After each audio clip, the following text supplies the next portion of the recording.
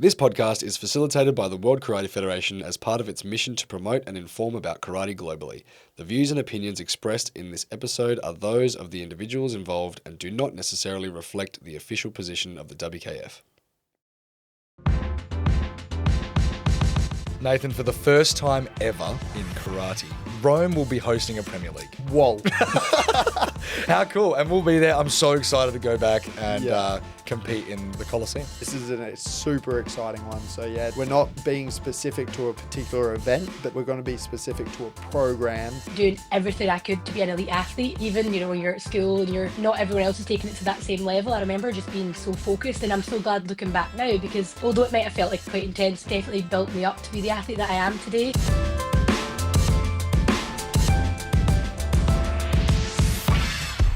Yes, hello. This is the World Karate Cast, the official podcast of the WKF, presented to you by Kaizen Culture. We are your hosts, Mitchell Durham and Nathan Blockley. And as they say in Yoruba in Nigeria, Ele Bawani.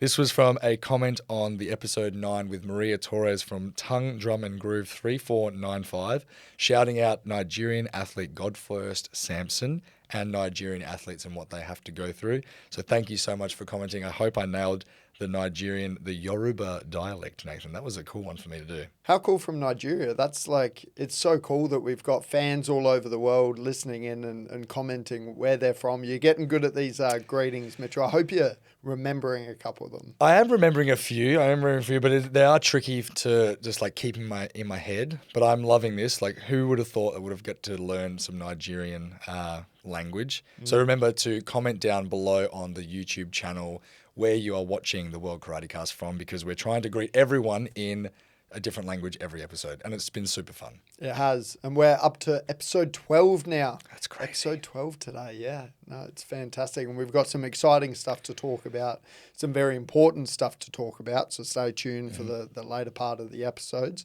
But yeah, I'm really keen to get down to what we have to discuss today. Nathan, for the first time ever in karate, Rome will be hosting a Premier League. Whoa. How cool. And we'll be there. I'm so excited to go back and compete in the Colosseum. Yeah, I think this has been the messaging around the karate world is where is Italy when it comes to the Premier League stage and the World Champ? I mean, they do their youth league every year in Venice. They've done World Championship, the Junior World Championships last year as well. But yeah, where's the Premier Leagues? And we're finally getting one, and it's in Rome, which is incredible. You love Rome. How often do you think about the Roman Empire? A lot. I mean, I'm reading a book about it. That's an unfair question. Well, I don't actually think about the Roman Empire very much at all, but I'm super excited to get there. And something interesting about the Rome Premier League is there are a few crowns up for grabs. There's the vacant spots that were left from Iray Samdan from Turkey from the male Kumite minus 60 division, and also from Abdulaziz from the male Kumite minus 75 kilogram division. So who's going to take the top spot after they've retired? Look, we've got quite a few contenders. I mean, some names that jump to mind. I mean, we've got Nuri Kilik from Turkey, Christian Sabatino, and this is in the under 60 kilogram male Kumite division. Christian Sabatino from Italy. That'll be an interesting one to see in Rome. He's an incredible fighter as well. I saw him snag the bronze in Istanbul. Super good fighter. We got Abdallah Hamad from Jordan. He's been around for a while. Very big contender. Or Zenos. I mean, he's world champion. He's definitely going to be getting that spot. He will be wanting that spot. And then we've got one of my favourite fighters, Hashimoto from Japan as well. He's insane. So that's a very contentious division. Absolutely. And there's 3 more Premier Leagues to decide who will be the grand winner. And then crossing over to the male Kumite minus 75 kilograms division, the one that I love, the one that I've been competing in for a while now. We've got you. Yeah, we've got me. That's the number one favourite. I'm just going to put it out there. Yeah. Just, never won a Premier League in my life, but I am the favourite. Anyway, we'll go back through the medal winners from Turkey. Ömer Faruk Yurur from Turkey. We had Barman Asghari from Iran, who got the 3rd place. And then the other 3rd place was Yusei Sakiyama from Japan. But then you've also got some consistent big players the top-ranked athletes such as Andrei Zaplatyny from Ukraine or Nurkanat Azikhanov from Kazakhstan. So it could just be anyone's ball game for this one. Anyone's ball game. And you know Omer Forokyurov is definitely going for that grand winner title now. He knows the path is sort of clear with Abdullah retiring. So, no, he's definitely going to be looking to get this gold in Rome. But it's going to be an incredible Premier League. From all accounts, the venue is insane as well. It's nice and I believe it's nice and condensed. So, like, it will keep the vibes, the energy around the stadium, especially on the final Sunday, is just going to be electric. I'm really looking forward to seeing the red back for the second Premier League of the year. It looks so good. I'm like so excited. And another thing I'm excited for is the new back numbers. They look amazing. So this is something that I actually didn't realize, but it's consistent throughout every competition. So it's obviously compulsory for the World Championships and then the Premier League. But you can also buy them, or you can order them for the Series A and youth leagues as well. Yeah, it's optional. You can just order it in and have it on have your name across your back when competing, which I think for an athlete it's a proud moment to strip your name just straight across your back and compete with that. I think it means a lot to the athletes. It also creates a bit more of a connection with the crowd watching the athletes. They're like, oh, that's Turkey, but I don't know who that is. And it's like, it just creates a bit more of a personal element to it, which I think is super nice. And yeah, we always see a lot of the big sports around the world, they do have the last name. So it just looks so professional. Like karate is just stepping into that real professional stage. It does. And so many athletes love it. I mean, Abdullah, on our 10th episode, that was the one thing he was like, I love this about Istanbul. The back numbers, they feel so good to wear. They look so good on the floor. So, no, I can't wait to see them back in Rome. You can order your back number if you lose it, if you get it dirty or whatever, or you just want to compete with it for the youth league, wkfbacknumber.com. So just chuck that into the search bar and you'll be able to find your back number, which is great. Now, I don't really think there's much else to cover, Nathan, but I think we've got to start talking about our guest that we have on today. This is a super exciting one. So yeah, we're not being specific to a particular event, but we're going to be specific to a program it exists the entire year. It's so important. We've mentioned it on our pod before. I reckon we just straight up introduce her. Amy Connell from Scotland, our second Scottish athlete on the World Karate Cast. Most people would have seen Amy compete for a very long time, also coach, and also be one of the leaders in initiating the Guardian Girls Karate program.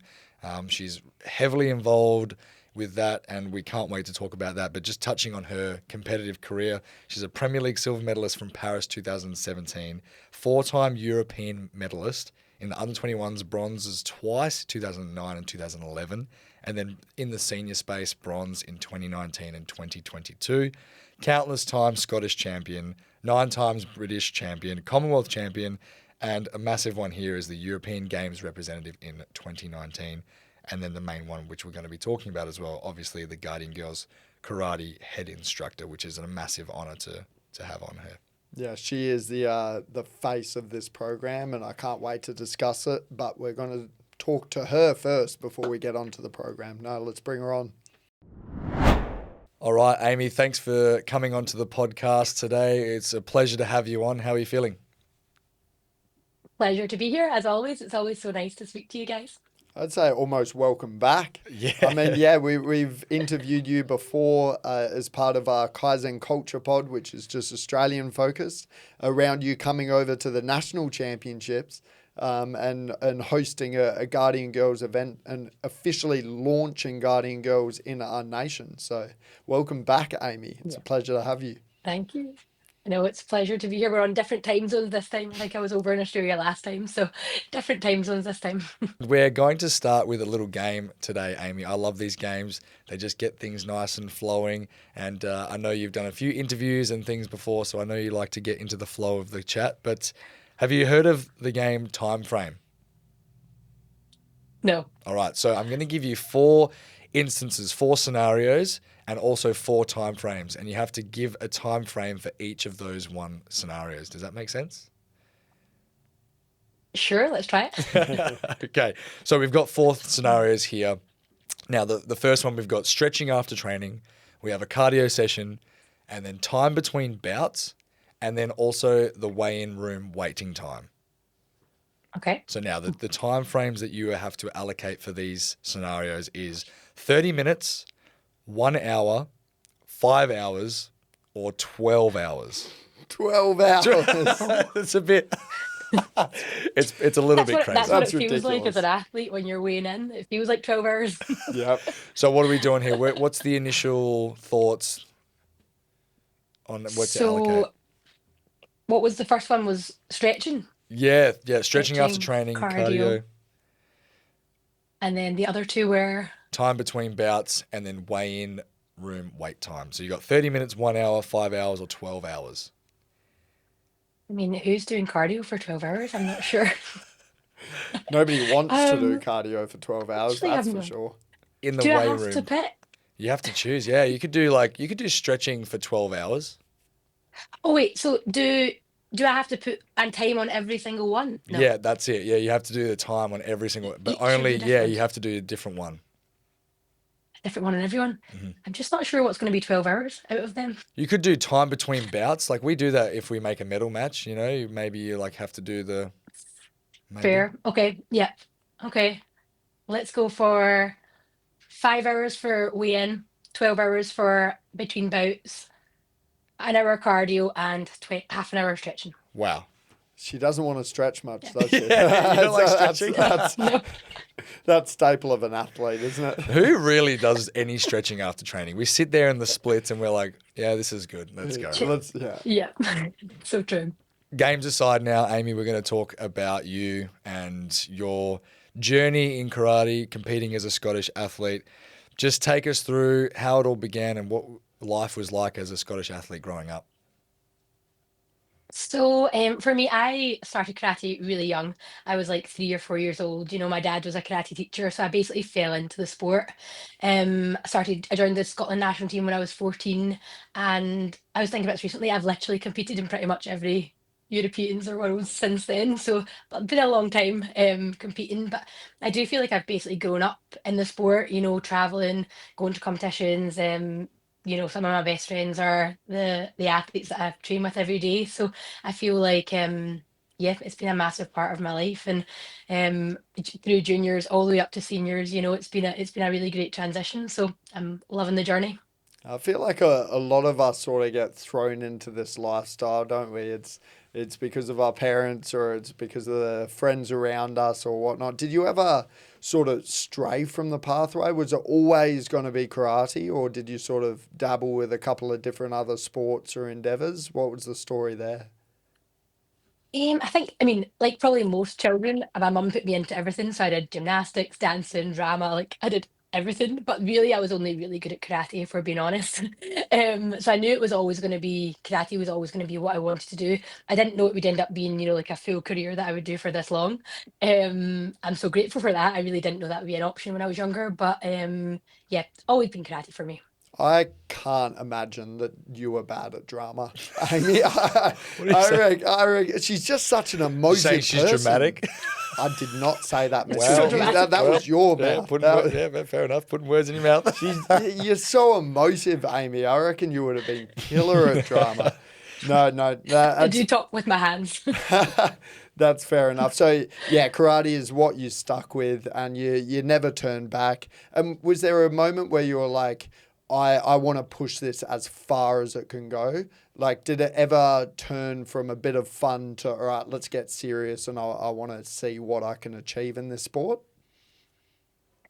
See, if I'm being honest, I actually think I've been like that since the very start. Like I remember being 14 years old and being like just doing everything I could to be an elite athlete. Even, when you're at school and you're not everyone else is taking it to that same level. I remember just being so focused, and I'm so glad looking back now because although it might have felt like quite intense and quite a lot when I was that age, it's definitely built me up to be the athlete that I am today. So I feel like I've always known I wanted to take it really seriously. And then as you kind of get older and you get a medal, you're thinking, oh, and it builds your confidence a little bit. So for me, I think it's definitely just been a building block. But I've always treated it like a job, like a full-time athlete, even though, we're not sponsored, we're not paid in Scotland to do it. But I've always tried to treat it as professionally as I could. Now, I hear there's some interesting things coming out of the Scottish coaching team at the moment. Could you shed a bit of light on this? Yeah. So I am coming in as a junior coach for Scotland, which it's so exciting. The plan that we have for Scottish karate is just lifting, and it's so exciting to be part of that going forward. It's people poured into me when I was younger, and it's nice to be part of that setup now and growing up for juniors. That's fantastic. You've always been such a leader of Scotland karate and a bit of a pioneer. That's for sure in my eyes. How does it feel having that sort of not pressure but title that you carry around from competition to competition? Gassing up the Scottish team and being a big representative for the nation. It's such a privilege, and it's probably not till you step back a little bit that you kind of see that next generation, like, because for me, my coach was the biggest thing for me. They stepped back from competing and threw everything into coaching me to be the athlete that I am today. So I'm so grateful for them, and I'm hoping now that I can be that for other people that are looking, going, what, Scotland, we are doing great. We're a force to be reckoned with now. Maybe back when I was younger, we weren't really known at that time, and whenever you got Scotland on the draw sheet, you wouldn't be as scared. Whereas now, we're coming through. We have a great group of younger kids coming through. So it's such an exciting thing, and I'm so proud to see that and to kind of see that passed down through the generations coming. You're definitely going to be part of that as well. We saw you in for Jira at the youth league. You're Mhm. stepping into that coaching role nice and early. Throughout Yeah. throughout that sort of pathway, growing into the success that you've had nationally and internationally, who are some of the super important people that have been a part of that journey for you? So I think my coach Martin Douglas, he has been with me since I was like maybe 5 years old. Like behind the scenes, not someone who's ever showy or out there, but always just doing the work behind the scenes and giving up so much personal time to be part of everything. And I really would not be the athlete that I am. And our club, Shuttlekai Scotland, we wouldn't be what we are without him. And also my big sister, Stephanie Connell, she competed for Scotland in kata, and then she moved into the coaching scene as well, and she's been, both of them together have been such a incredible team for what we've done in Scotland, kata and Kumite, and our club as well. So the two of them for me are one of the most important, I would say. I can't take away my parents. They facilitated everything. They supported me whether I wanted to do it, whether I didn't want to do it.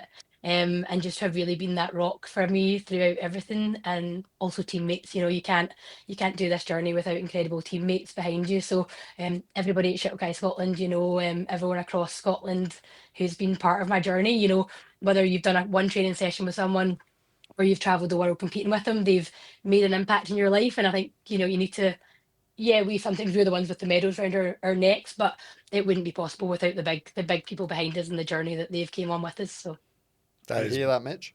what? People around you training with you, very important. Uh, I don't really know. I appreciate you, Yeah, I know Nathan. I you do. I know appreciate you you. do. You know I do. No, that's amazing. Maybe. That is fantastic, Amy. You've had quite the journey, and it's still going, obviously. But I would love to touch on real quickly about the European medals and some of your big achievements, like the Premier League silver.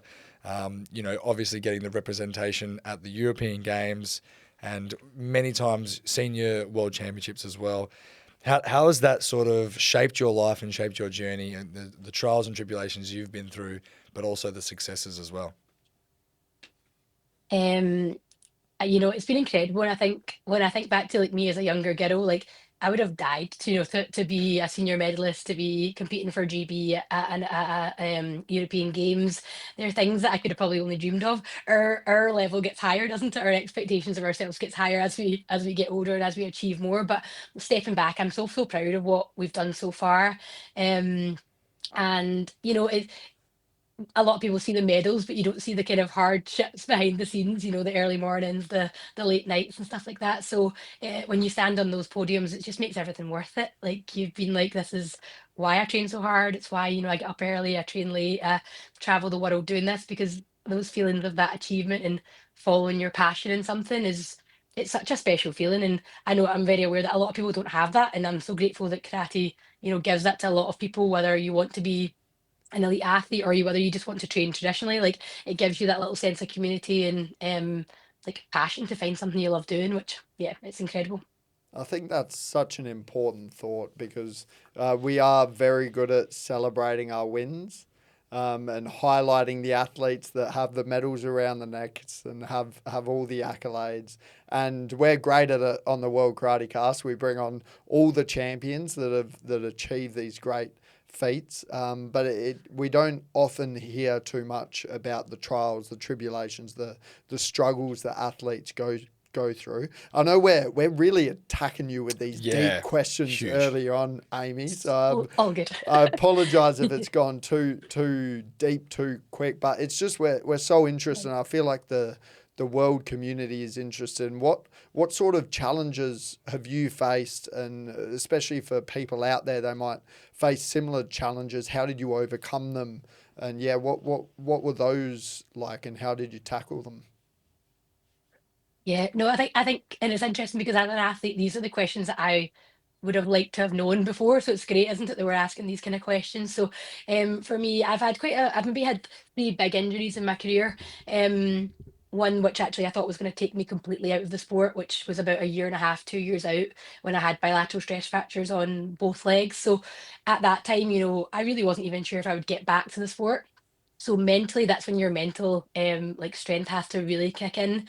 And for anybody who's in a situation, maybe you are injured right now, like you just need to focus on the stuff that you can do. If you've got a lower injury, focus on the upper body stuff, focus on your visualization, like really still push your brain and your mindset, because realistically we all know that we all have incredible techniques, but under pressure it's our mindset that wins or loses the match. So I would say that your mental side of it, having really good people around you in tough situations to keep you grounded, to keep you there, to keep you accountable, is so important when you're going through something that's tough, or you're going through a struggle or an injury, or just a really mental, our journey is up and down. It's never a straight line. So where no one's ever at this high point for their full career.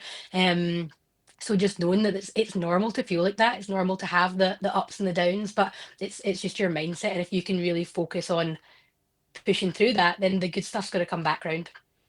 That's so good, Amy, and I feel like that's some really sound advice for a lot of people out there.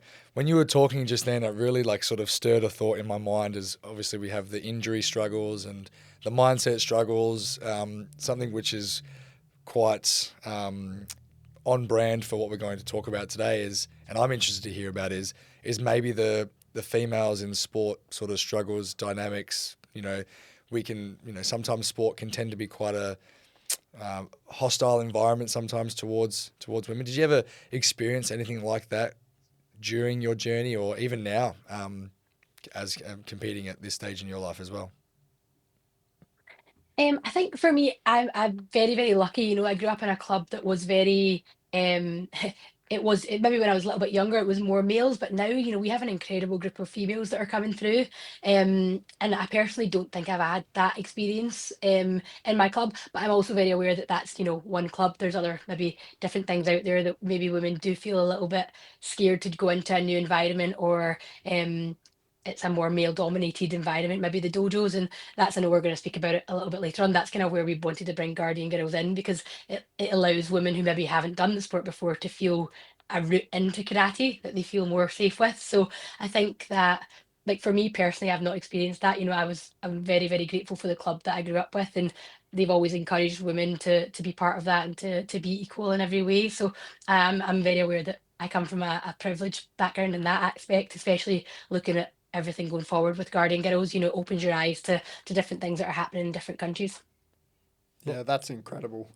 It's fortunate that you haven't been exposed to those situations, we know a lot of people are, and we're really keen to talk about the Guardian Girls Karate Program initiative that you are the head instructor of. I just want to ask one question before we do move on to that, because you do have a lot of accolades, and as I said before, we're great at highlighting the success of people. What was your number one greatest achievement so far in karate? And it doesn't necessarily need to be competition based. It could be personal. It could be more traditional, because I know you do a lot of traditional karate. But yeah, what's one of your biggest achievements, and can you sort of talk us through you achieving that? And the story behind when in your life you were achieving this. Yeah, so definitely had quite a few incredible highlights. The one that really for me stands out, I would say, would be my first European senior medal. Because also off the back of that, I qualified for the European Games, so it felt like a double a double win at the time. So for me, I'd came back from a really tough injury. I wasn't even sure I'd be able to get back to high level. So the fact that I was then able to compete to medal at Europeans, that feeling was just incredible, and I remember being quite emotional with it because it was just oh, like a little bit of relief, if I'm being honest. So if anybody does feel that, sometimes it's a bit of like, oh my goodness, like it's worth it.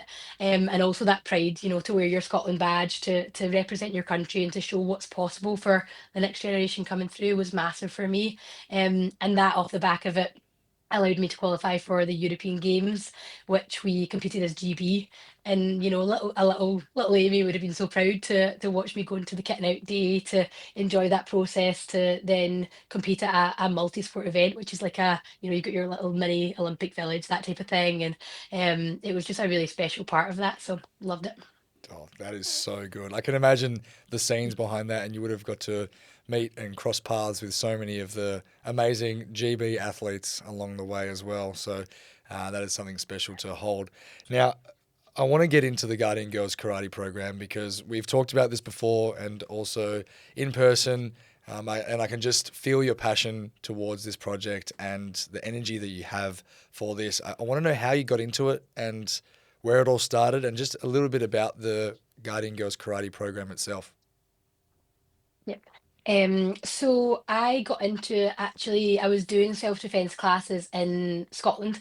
At the time, I had fallen into self-defense because I literally went along to one of my dad's classes. He was teaching a women's only self-defense class for mums in a school, and just asked if I wanted to come along and help.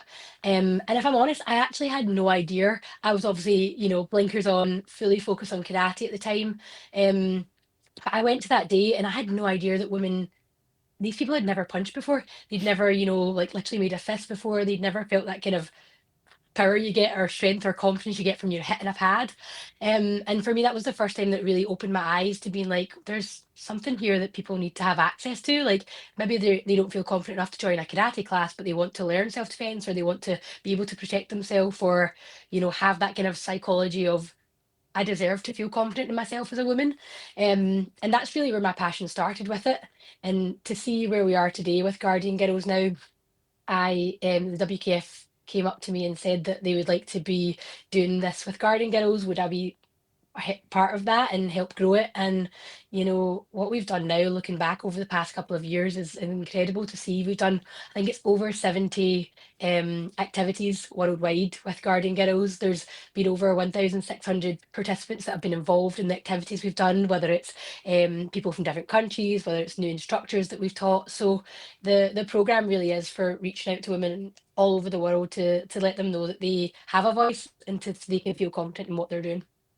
Yeah, it's a very established program. It's been around for a while, and it seems to be exploding recently. Hey, when Yeah. did the WKF first approach you, and what were your initial thoughts about, what were you weighing up options of what you want to, if this is something that you wanted to do, or was it always like a green light? Yeah, I'm already passionate about this. I'm aligned with this. Or tell us the story about them approaching you and you weighing up the options. So they approached me maybe at the end of, I think it was gosh, my years get mixed up. 2022, I think it was. Whenever the year we started doing all the events was, and they were looking for someone to, to kind of partner with to look into building a program.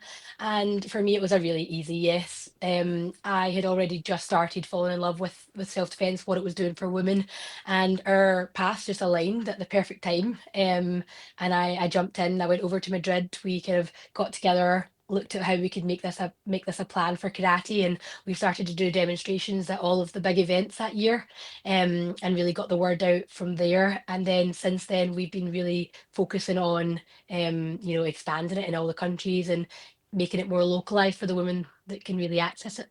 I think it's awesome as well because initially I think a lot of people see the demonstrations at all these events and they go, oh, they're just doing a demonstration. And I think that's the common theme that people think, oh, it's just a demonstration now on the tatami at an event.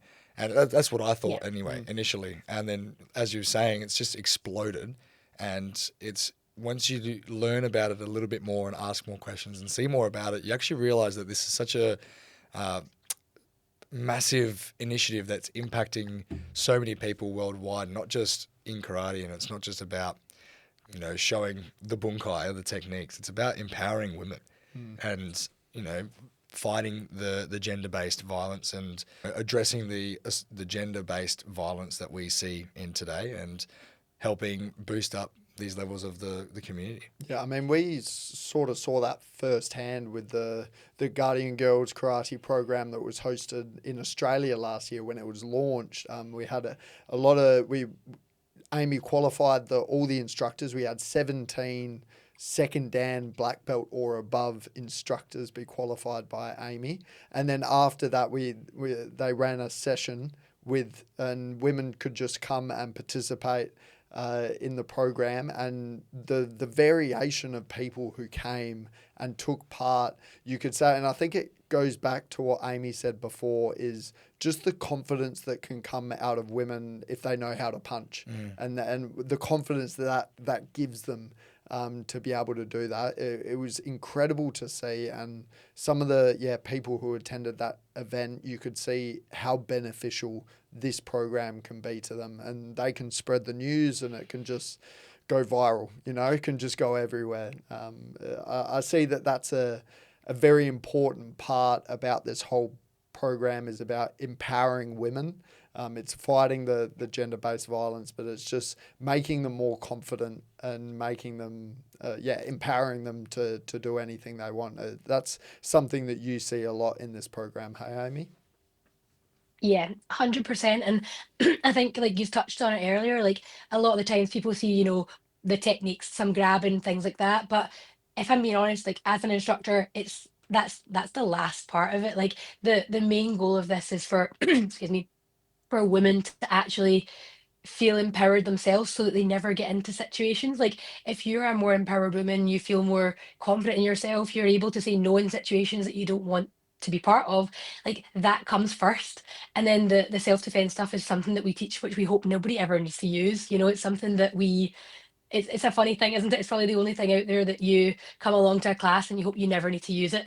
We do karate because we do techniques and we do competition, but I teach self-defense because I hope that people never need to be in the situation. But my goal as a teacher is more to teach them the psychological aspects of it, to feel empowered, to be able to notice situations that feel uncomfortable, to trust your gut in certain situations. So it's more of that aspect than, just the punches, the kicks, everything like that comes alongside it and adds to the confidence. But definitely the psychological aspects of it. And like you've seen, Nathan, you were there last year, like the women, they walk in a little bit nervous, a little bit scared of the situation, not really sure what to expect in the classes, and then they leave and they feel empowered. You can see them walking a little bit, like their shoulders are a bit bigger, they feel a bit more confident because they've had fun, they've learned something, but they also know that, what, I am valuable as a person. Like I can stand up to things that I don't want to be part of, and be strong in that. And for me as an instructor, that's the biggest thing to take away from that.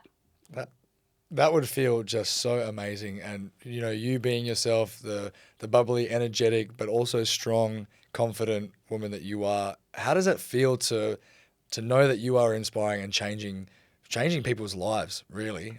They come in a certain way and then they leave after your hopefully after your course, a changed person, or even just incite some motivation to learn more about these courses and just take that pathway? How does it feel to be able to inspire a group of people like that? It's incredible, and I think that for me, I grew up with karate, so it was a given that I knew how to defend myself. And what I want to do now is pass that on to other people to know that like you should feel that.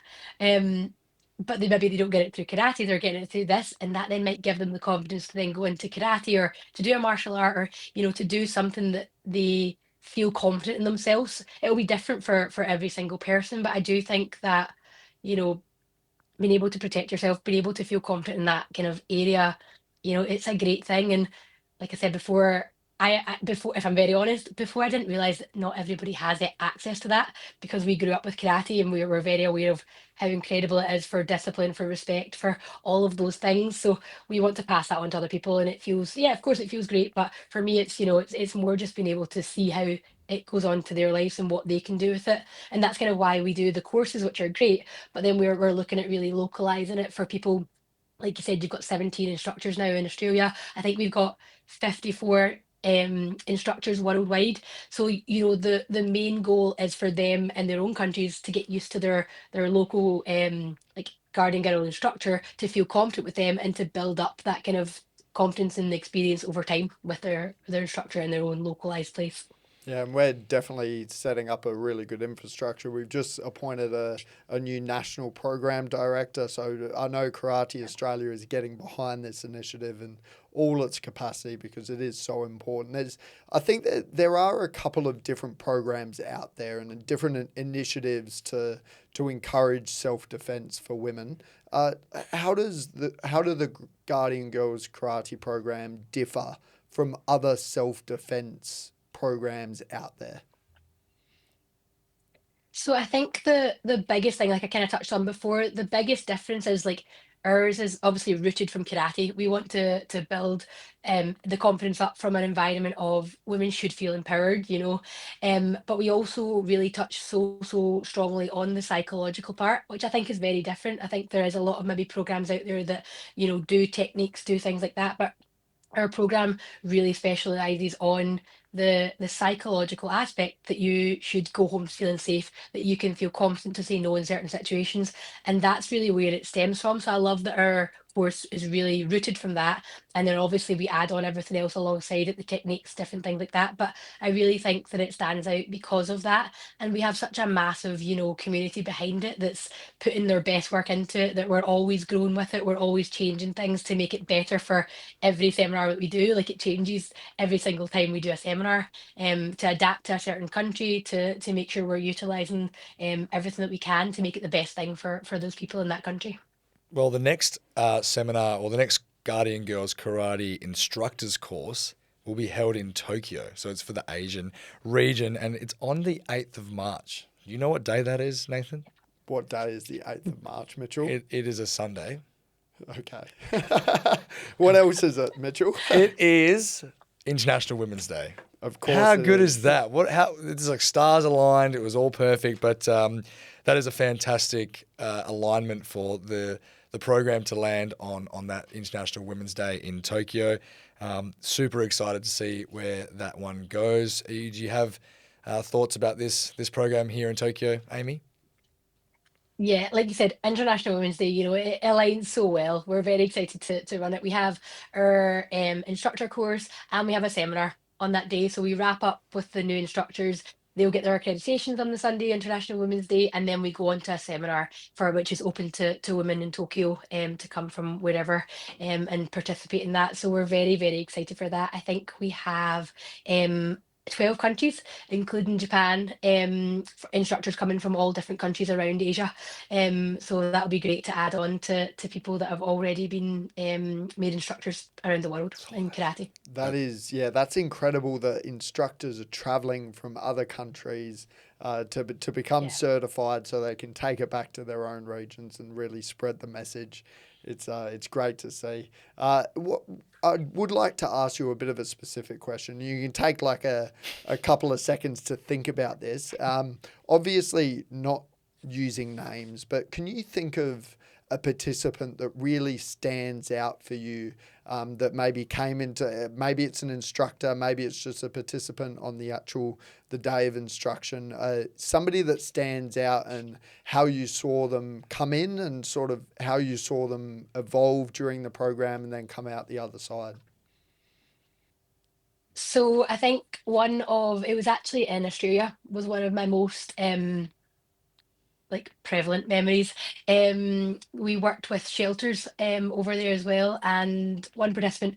What I love about these is everything's so closed off. So like they feel they can open up. People feel like it's a safe environment to ask questions that maybe they wouldn't ask if it was a big open seminar. Like they're very um they feel very safe in the environment, which for me, that's the goal, is to make sure people can feel like they can come to you, ask these questions. And yeah, we've had a couple of people coming up and asking really specific questions and saying like, I wish I'd known this in this situation. And that, as an instructor, makes you really, again, we know how important this whole program is, but that just makes you remember, do you know what, we're doing this for a reason. Like, no matter if you're a teacher and one person turns up, like that's the one person that needed to be there. And for me, like, God, it gets me emotional, but it does, like, it gets you, because you really realize that there's a need for this in every single country. Unfortunately, there's a need for it. We would love to not have to do this, but there is a prevalence for it and there's a need for it. And I think for me that was probably one of the biggest ones that always sticks with me. And it's not the people that maybe ask the questions in front of everyone, it's the little conversations that you have with people on the side, that they feel comfortable enough to open up to you and tell you situations. Then that's what really makes you realize the need for this program. I remember this session. I remember, Because you were there. because I was there. I Yeah. remember Yeah, this session, and something yeah, that sticks out about you, Amy, is we had two sessions during the day, Mm. and we sort of had yeah, an idea of what the numbers were going to be. And the first session was pretty stacked. It was like 20 yeah, to 30 people. They're heaps of people. yeah. Second session, we Mm. had no idea. Like it could have Mhm. been one person, as Amy said. It could have been 10, could have been 20.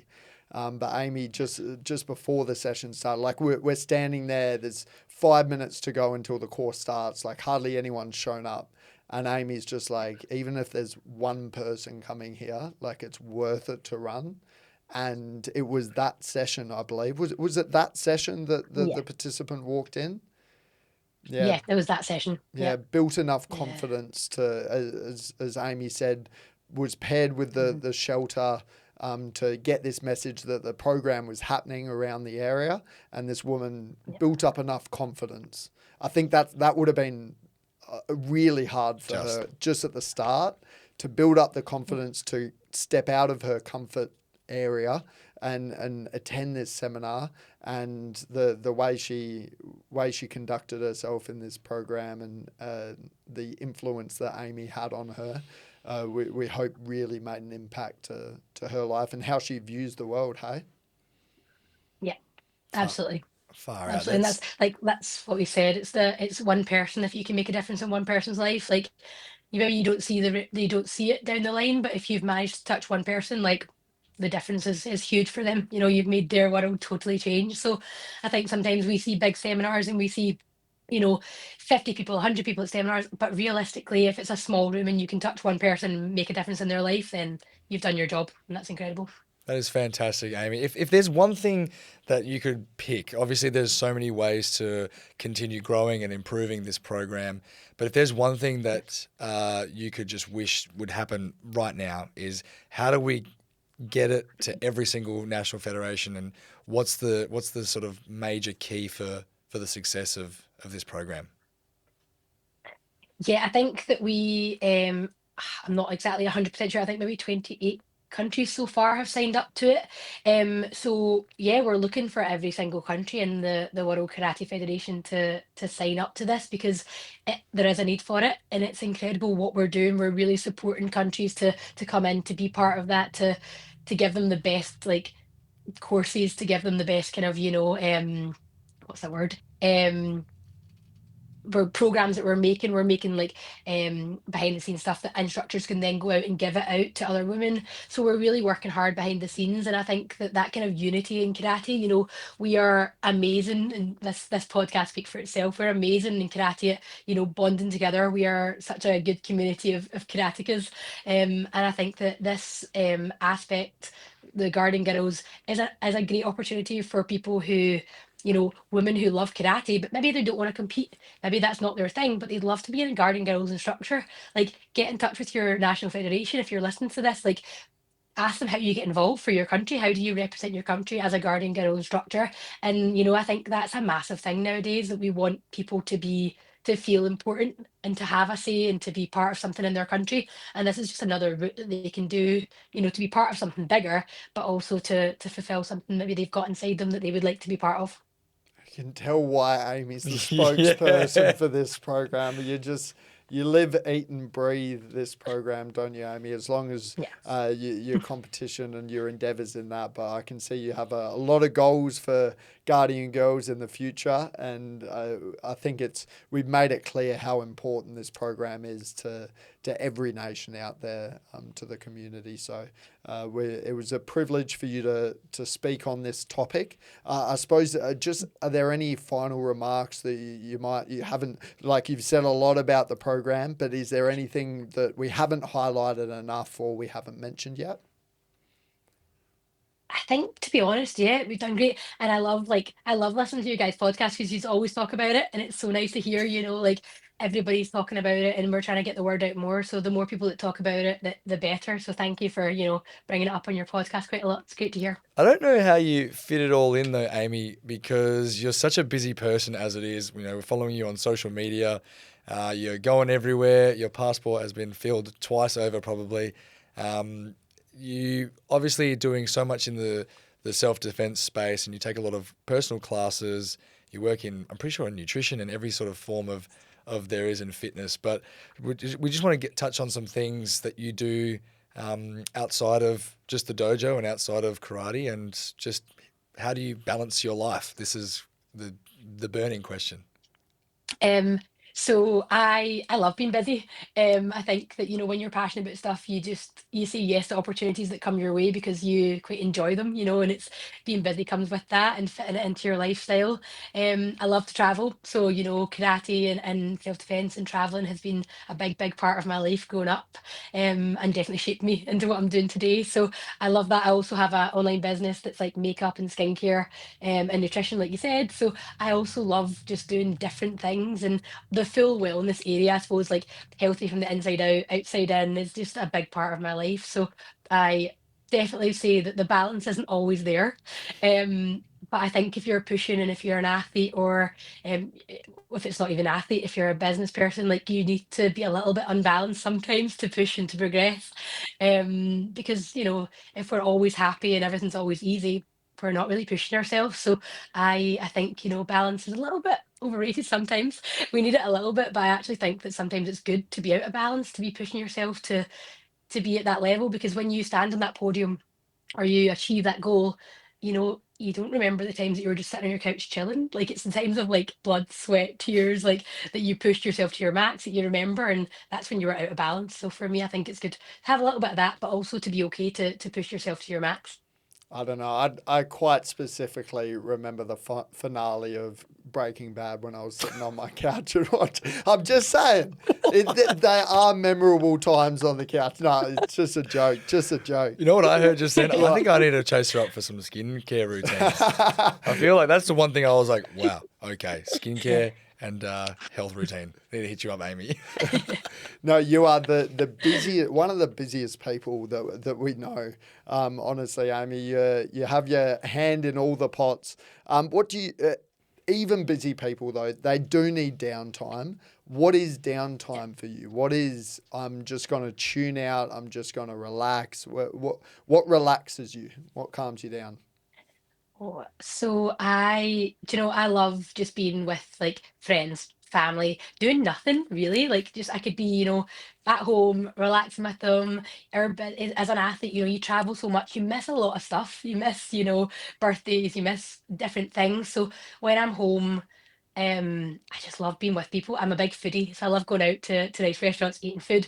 But if I'm stripping it back down, the nights when you get to hang out with your friends in a house, watching a series, Breaking Bad, watching a good series, like catching up with friends is so important, and it fills your cup back up when you've been running about or you've been traveling alone.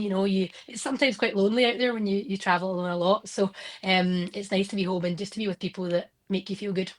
It is sometimes quite lonely, and you just want to sometimes sit back and just be like, oh my gosh, I don't want to talk to anyone. Even though I've been like on my own doing all this traveling, I'm just like, just leave me alone with my thoughts just for a second. You know what I mean? Speaking of travel, dark room. actually, speaking of travel, you've done an incredible amount. What's one of the best countries that you've been to in the world? And hopefully they haven't yet left a comment to ask Mitchell to say hello in their native language. I'm hoping It's a double whammy. Yeah, I'm hoping this is going to be a double whammy. So what's one of your favourite places in the world to go? So mine is Japan, like hands down. I've been to some incredible places, but I just love Japan. I don't know if it's the karate, because we grew up with that being such a important part of our journey as karatekas or not, but I just love it. I think the people are so nice, the environment's amazing. There's so much to do there. So please, someone from Japan. If not, I've got friends there. I'll make them comment. Have we done Japan yet? I actually think we've done Japan. Oh, we've done Japan. You got to choose another country. Yeah, you got to do another Answer one. doesn't count. No, I'm joking. That's fine. Wait, give us another country. You've got another one? Hong Kong. Oh, I've got friends there too. Hong Kong. We haven't done Hong Kong. haven't done Hong Kong yet. Oh, okay. Somebody from Hong Kong, please comment below. Get Mitchell to say hello in your native language for the next episode. That's going to be hard. That's going to be hard, surely. That sounds like it's going to be hard. I mean, I did Yoruba today. Yoruba from Nigeria. So anyway, we've got some little quick rapid fire questions for you, Amy, just so people can get to know you on a few different questions here. The goal is to try and not think too much. First thing that comes to your head, straight in and straight out. Because I feel like that's the real answers. What do you think? Yeah, I agree. All right. Are you ready? Sure. Ready. Okay. If you could speak any other language other than English, what would it be? French. What's your go-to comfort meal when you're back home in Scotland? I'm so boring. Salmon, chips, and asparagus. Okay. Love it. Are you more of a sunrise person or a late night owl? Late night owl. What's one song that instantly lifts your mood? The Cooks, I was obsessed with in high school. She moves in her own way, which is quite fitting with Guardian Girls. That's very good. If you weren't an athlete, what career path do you think you'd explore? Well, now you said I'm good at drama, I probably would love to be an actor. That's my new thing. You'd be a good one. That's good. What's a small daily habit that makes a big difference in your life?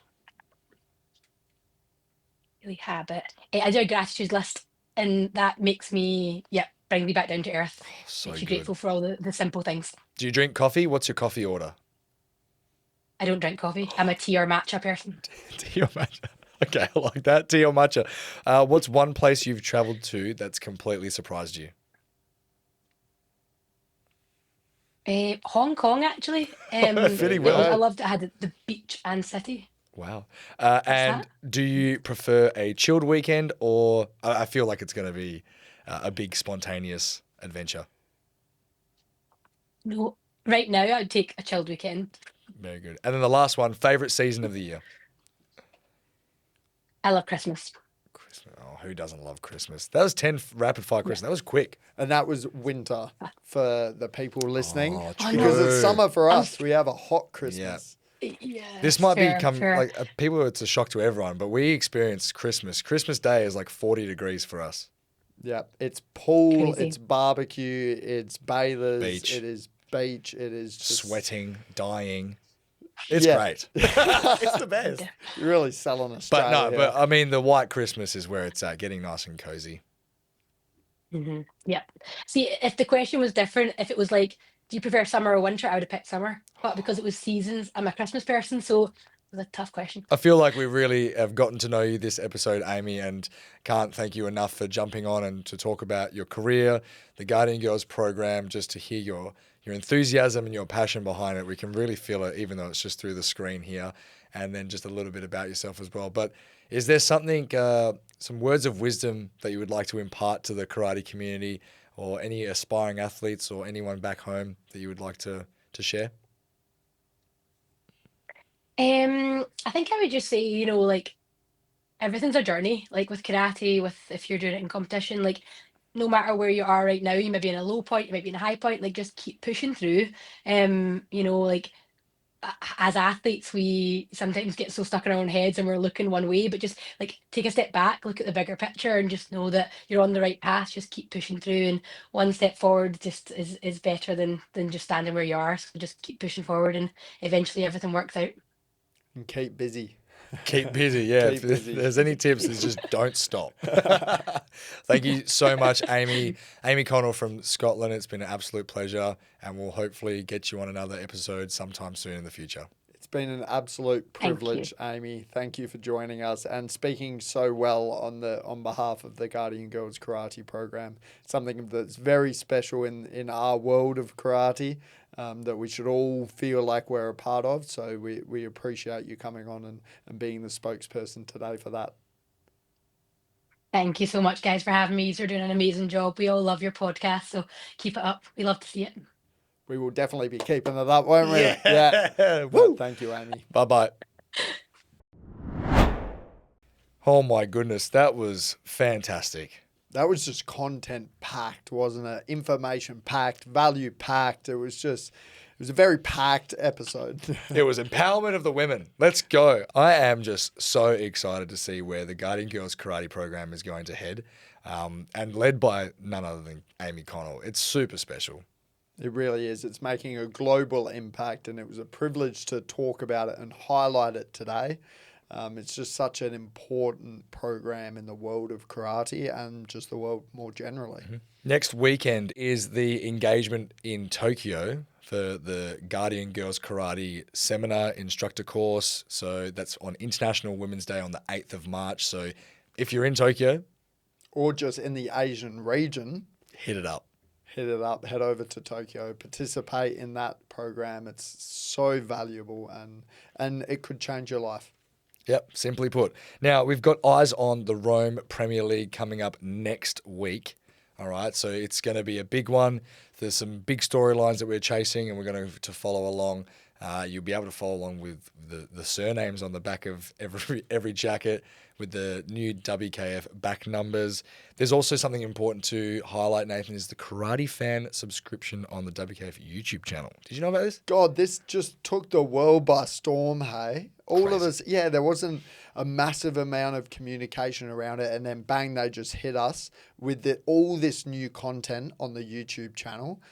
So we can now become a World Karate Fan, sign up on their YouTube channel, and you get just access to so much more content. Like I watched the final documentary of Istanbul. Of course, we're signed up, of course. Yeah, we are. We watched the documentary of Istanbul. I think it's like a 20-minute documentary around the whole championships. Just a really insider look at what goes on at these championships, a bit more in depth than your status quo social media coverage. So yeah, it's a great initiative started by the WKF, and you get all the fun stuff like emojis on live streams and all of this sort of stuff. And now they have made it so if you want to watch Final Sunday, become a karate fan, and you have all of this content access to you. I think the other thing is they also really nicely clip up all the finals on YouTube. Nice. Yeah, so there's no more scrubbing through live streams. You can just click on whichever final that you want to watch. It's great. Very good. Yep, you get all the things, early access to new videos, ad-free content, exclusive videos for members, and live broadcasts as well. So make sure you become a karate fan on the WKF YouTube channel. Now we're moving forward through the year. It's just going so quick. You know what's coming up next is the first youth league in Zimbabwe. I know it's like still a while away. It's in March, but I can just see it on the calendar, and I'm like, That's going to be exciting. That is, it's going to be exciting to see how they can host it, what sort of event it's going to be, and maybe it will become a staple for the future, like the Venice Youth League at the end of the year. Imagine if we have one in Africa more generally, but Zimbabwe. Yep. That'd be incredible. So good. Now, there's a lot to look forward to for the next few weeks. Thank you, as always, for tuning in to the World Karate Cast on the WKF YouTube channel. Please like, share, and most importantly, comment. Make sure you comment down below which country you are watching from so we can greet you in your language. As always, it has been a pleasure, and we will see you on the next one. Thank you, Nathan. Thank you very much, Mitchell.